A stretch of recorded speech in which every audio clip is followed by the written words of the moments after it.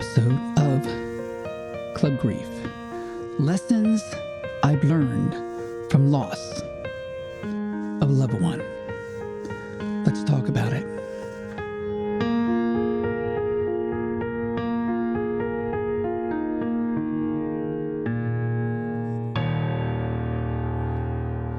Lessons that I've learned from loss. The loss of a loved one. You might have noticed in the English language, a lot of those words begin with the letter L. That is known as alliteration. I use it in my writing, my poetry, and in my songwriting. Okay, let me stop for a moment. We will get back to lessons, but I want to let you know, I got up this morning, there was an email from the distributor of my podcast. If you don't know, when you create something, someone has to distribute it out there for you, whether it be music or movies or podcasts or anything like that. And I got a notice that Club Grief had 25 downloads. Now, you might be thinking 25, that's no big deal. To me, that is a big deal because it lets me know people are listening and I'm connecting with people. And what I want Club Grief to be about is hope. We can talk about loss. We can talk about grief. We can talk about everything around that. But I want to find reasons to keep on living. I want to find reasons to get up in the morning. So I want to focus on hope. Now, back to lessons. I will talk about hope as we go along. Lessons I've learned from loss. And loss comes in many forms. Currently, there's a wildfire in Los Angeles. People have lost many, many material things. And there are multiple resources available and the news covering it all the time. And it is an attention device for the news. There's an old saying that I know people who work in news, if it bleeds, it leads. So we'll be getting a lot of attention about natural disasters. When I think of natural disasters and loss and grief, I think what is the greatest natural disaster is loss of life. And what I want to focus on as far as lessons go is not being prepared, not being ready. Again, this correlates to natural disasters when people are ready or aren't ready. Here in Southern California, they tell you be ready for the earthquake. But how many of us are really ready? I know I'm not.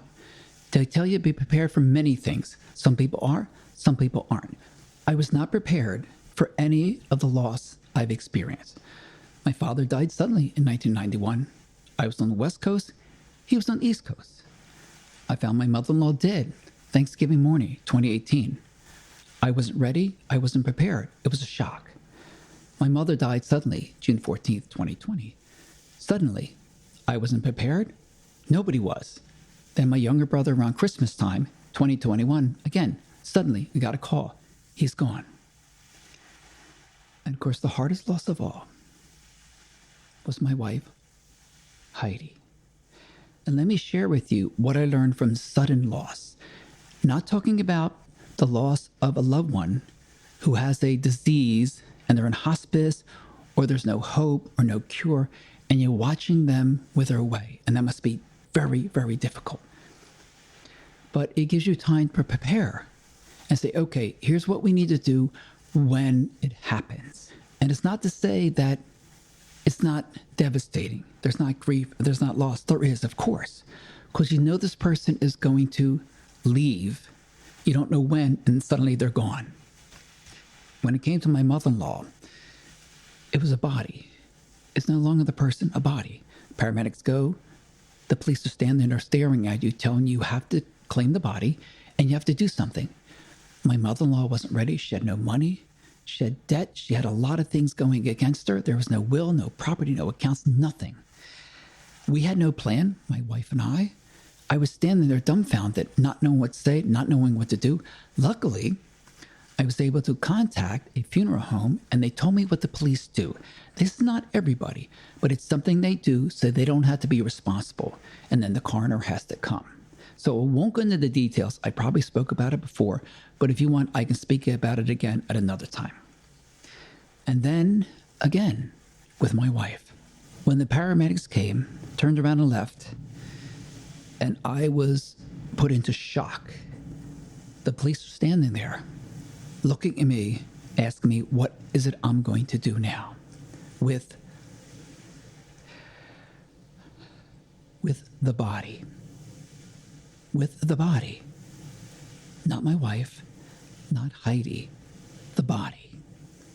And all I can tell you is I tried to keep myself from going into shock anymore and keep stable and go into survival mode. And I guess I got lucky, because when I found that the coroner's not going to come and the police are standing there saying the coroner's not going to come, I realized I have to do something. They suggested a local funeral home.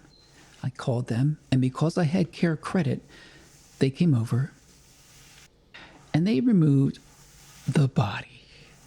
Not my wife, not Heidi, the body.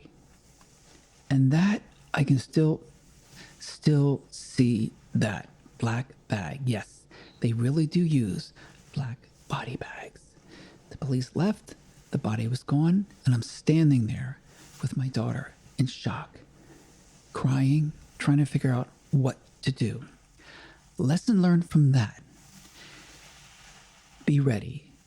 How can you be ready, though? Well, think ahead.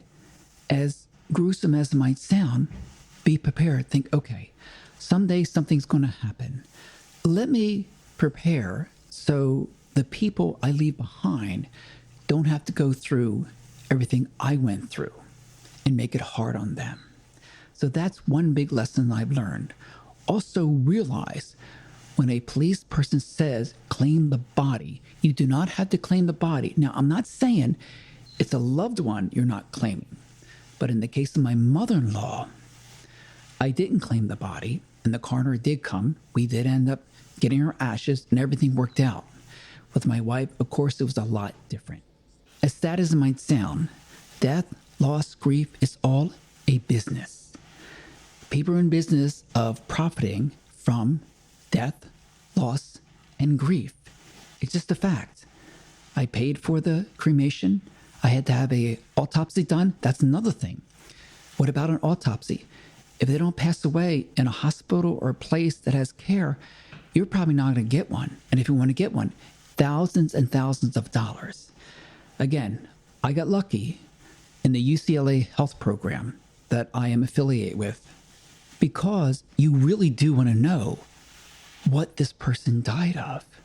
And the only way of finding out is an autopsy. So keep that in mind too. Again, this is the business of death. After the person leaves and it's a body, there's a lot to think about. There's a lot to do. It's hard, very, very hard. But you know what? You're not alone. You're going to get through that time and continue on the grief journey. Remember, there is hope. I want to give you some hope, and there is a light in the dark. Let me recite the end of one of my favorite poems for you. It's by Robert Frost. The woods are lovely, dark and deep, but I have promises to keep and miles to go before I sleep, and miles to go before I sleep.